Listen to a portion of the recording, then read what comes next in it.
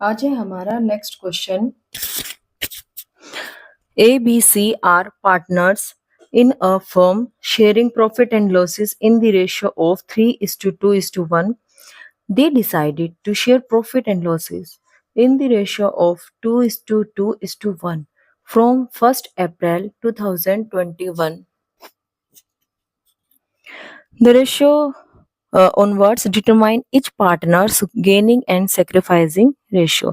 इससे पहले हम डिफरेंस पढ़ चुके हैं गेनिंग रेशियो और सैक्रिफाइस रेशियो के बीच में। तो क्वेश्चन हम देखते हैं। ओल्ड रेशियो गिवन है this one and new ratio given है दिस वन। हमें क्या करना है, ओल्ड रेशियो में से जो हमारी पुरानी है उसमें से नई को क्या कर देंगे, माइनस कर देंगे। माइनस करते हैं हम सबसे पहले ए का शेयर। तो ए का पुराना शेयर कितना बनता है, जैसे पहले बता चुके हैं 3, और सबका हमें क्या करना है, टोटल करना है। मीन्स 3 + 2 + 1 दैट इज 6, यानी कि 3/6। Same thing is on new ratio, 2 divided by total 2 + 2 + 1 that is 5। हमने माइनस किया तो हमारा क्या आ गया, 3/30। अब ये प्लस में आया है, इसका मतलब है ये सेक्रीफाइस कर रहा है, तो ये क्या है, sacrifice, S for sacrifice. Same B का शेयर पुराना लिया मैंने 2/6 माइनस न्यू लिया 2/5 और हमने निकाला। अब देखो ये यहाँ पर माइनस में आ गया, तो माइनस का मतलब है कि इसको गेन हो रहा है। सी का शेयर ऐसे ही निकाला हमने, पुराना लेके नया लेके और माइनस क्या, ये भी माइनस में आया हुआ, तो इसका मतलब ये भी गेन कर रहा है। मतलब कि नए पार्टनर के आने पर इसको क्या है, लाभ हो रहा है और इसको क्या है, सेक्रीफाइस करना पड़ रहा है। अब नेक्स्ट क्वेश्चन है गुडविल। टॉपिक हमारा है गुडविल। ख्याति का अर्थ बताइए। ख्याति जैसे पहले बता चुके हैं कि ख्याति एक प्रसिद्धि या रेपुटेशन होती है। ख्याति व्यवसाय के अच्छे नाम, प्रतिष्ठा एवं संबंधों से मिलने वाला लाभ है। लेखांकन की दृष्टि से ख्याति से तात्पर्य किसी संस्था द्वारा अन्य संस्थाओं की अपेक्षा, मतलब कि एक पर्टिकुलर संस्था अन्य जो भी बिजनेसमैन है उनकी अपेक्षा कितना वो अधिक लाभ अर्न कर रहा है, उसी क्षमता को हम क्या बोलते हैं, गुडविल बोलते हैं। ख्याति की परिभाषा लॉर्ड लिंडले के अनुसार, ख्याति की परिभाषा तो आपको एज इट इज लर्न करनी है। अब नेक्स्ट क्वेश्चन है ख्याति की विशेषता यानी कि कैरेक्टरिस्टिक्स ऑफ द गुडविल। ख्याति क्या है, अमूर्त संपत्ति है। मीन्स न तो इसको हम टच कर सकते हैं, न ही इसको फील कर सकते हैं, ठीक है।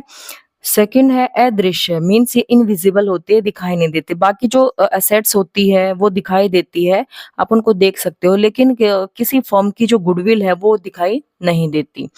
ये स्थायी संपत्ति होती है। बाकी एसेट्स की तरह इसको भी क्या माना जाता है, फिक्स्ड एसेट्स माना जाता है इसको।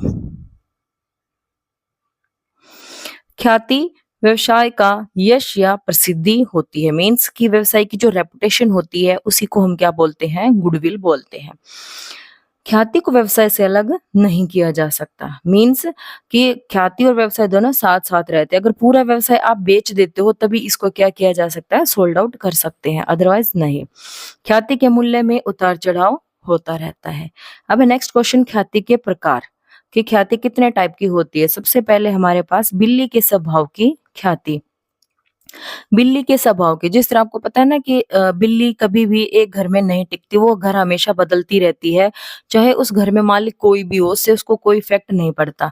उसको सिर्फ अपने घर बदलते रहना, कभी इस घर में घुस गई, कभी उस घर में घुस गई। ठीक उसी तरह से जो किसी बिजनेस के या किसी ब्रांड के ग्राहक होते हैं, हम उनको बिल्ली के साथ कंपैरिजन कर रहे हैं कि वो भी किसी एक ब्रांड की वस्तुएं खरीदते हैं, चाहे उस दुकान से या उस मतलब ब्रांड के मालिक से उसका कोई लेना देना नहीं होता। ये व्यक्तिगत गुणों से प्रभावित नहीं होती। बिल्ली के स्वभाव वाली ख्याति का मूल्य क्या है, सबसे अधिक होता है। ये क्वेश्चन नोट करने का है कि सबसे अधिक मूल्य कौन सी ख्याति का होता है, बिल्ली के स्वभाव के। इसे स्थानीय ख्याति भी कहते हैं, लोकल गुडविल, क्योंकि वो एक ही जगह से क्या है, बंधी हुई रहती है, वो अपनी जगह नहीं बदलती रहती। व्यापार के हस्तांतरण पर बिल्ली के स्वभाव वाली ख्याति भी हस्तांतरित हो जाती है। जैसे ही हम व्यापार हस्तांतरित करते हैं तो बिल्ली के स्वभाव वाली ख्याति भी हस्तांतरित हो जाती है। अब दूसरी है कुत्ते के स्वभाव वाली। कुत्ता जिस तरह से अपने मालिक के प्रति वफादार होता है कि मालिक कहीं भी जाए कुत्ता भी उसके पीछे-पीछे रहता है। उसको ये मतलब नहीं है कि मालिक कहाँ रह रहा है, झोपड़ी में रह रहा है या घर में रह रहा है, कहाँ पर, उसे अपने मालिक के साथ-साथ रहना होता है। उसी तरह से ग्राहक भी जो बिज़नेस का ओनर है या किसी शॉप का ओनर है, उसके बदलने पर वो भी क्या है, बदल जाते हैं। मतलब कि जहाँ पर वो दुकानदार जाएगा, वहीं पर पीछे-पीछे उसके ग्राहक भी वहीं से सामान खरीदेंगे, जहाँ पर वो पर्टिकुलर पर्सन होगा। स्वामी के बदल जाने पर ग्राहक भी क्या है, चले जाते हैं, उसको छोड़ के। इस प्रकार की ख्याति कुत्ते के स्वभाव वाली ख्याति कहलाती है। इस प्रकार की ख्याति मालिक के स्वभाव पर निर्भर करते हैं क्योंकि उसने अपने कस्टमर के साथ अपने बिहेव के कारण क्या है, एक अच्छा रिलेशन बना लिया है और अब वो उसी आदमी से क्या सामान खरीदना चाहते हैं। इस ख्याति को हस्तांतरित नहीं किया जा सकता। इस ख्याति का मूल्य क्या है, बहुत ही कम होता है। ये भी क्वेश्चन नोट करने का है कि सबसे कम मूल्य कौन सी ख्याति का होता है, कुत्ते के स्वभाव का। नए मालिक को इसका कोई लाभ नहीं मिलता क्योंकि जो कस्टमर है वो पुराने मालिक के साथ ही क्या है, फ्लक्चुएट हो चुके हैं। उसके बाद है इसका थर्ड पॉइंट, चूहे के स्वभाव की ख्याति। चूहा स्वभाव से क्या होता है, घुमक्कड़ होता है, एक जगह नहीं टिकता, इधर उधर वो क्या है, घूमता रहता है। उसी तरह से जो कस्टमर होते हैं वो भी किसी एक ब्रांड से जुड़े हुए नहीं होते, कभी इस ब्रांड का, कभी उस ब्रांड का, कभी इस दुकान से, कभी उस दुकान से सामान खरीदते रहते हैं। तो इस प्रकार ख्याति न तो व्यापार के साथ चलती है और न ही व्यापारी के साथ चलती रहती है, बल्कि हमेशा उसमें अप डाउन चलता रहता है। ऐसी ख्याति का मूल्य बहुत ही कम या शून्य होता है। अब जब आपसे पूछते हैं कि सबसे ज्यादा किसका होता है, बिल्ली के स्वभाव का, सबसे कम कुत्ते के स्वभाव का, और अगर हम कहें बहुत ही कम या बिल्कुल ही शून्य, ना के बराबर शून्य है, तो वो है हमारा चूहे के स्वभाव का। ख्याति की प्रकृति बताइए। नेक्स्ट क्वेश्चन है, ख्याति क्या है, एक संपत्ति है, अवास्तविक संपत्ति है और बिक्री करने योग्य है। मतलब कि अगर आप सारे पूरे बिजनेस को ही क्या है बेच रहे हो तो संपत्ति वो सॉरी ख्याति भी आपकी बिक जाती है। नोट, अगर ख्याति बिल्ली के स्वभाव की है तो इसे अलग से नहीं बेचा जा सकता, इसे पूरे व्यवसाय के साथ ही आप बेच सकते हो। अगर ख्याति कुत्ते के स्वभाव की है तो इसे बिल्कुल ही नहीं बेचा जा सकता और ख्याति पर कभी भी डेप्रिसिएशन नहीं लगाया जाता। मतलब कि ख्याति में कभी भी आपकी कमी या ऐसा कुछ नहीं होता कि उसकी वैल्यू कम नहीं होती कि हम उस पर डेप्रिसिएशन लगा सके। फर्म की ख्याति को प्रभावित करने वाले फैक्टर कौन-कौन से हैं? अब मतलब ख्याति कैसे बढ़ती है या कैसे कम होती है, वो कौन-कौन से फैक्टर है जो ख्याति पर इफेक्ट डालते हैं? फर्स्ट वन है फर्म की स्थिति व नाम। फर्म की स्थिति मीन्स कोई भी शॉप है या जहाँ पर शोरूम बना हुआ है, तो ऐसी उसकी लोकेशन होनी चाहिए जहाँ पर कस्टमर इजीली वहां पहुंच सके और सामान को खरीद सके। ऐसा नहीं कि वो सिटी से बाहर है और उनको पहुंचने में बहुत ज्यादा डिफिकल्टी लग रही है, तो उनकी रिच में होने चाहिए और उसका नाम ऐसा होना चाहिए कि जो किसी पर्टिकुलर धर्म से रिलेटेड ना हो या किसी दूसरे के धर्म को की भावनाओं को ठेस ना पहुंचाए, तो ऐसा नाम रखना चाहिए। दूसरा, व्यवहार कुशलता।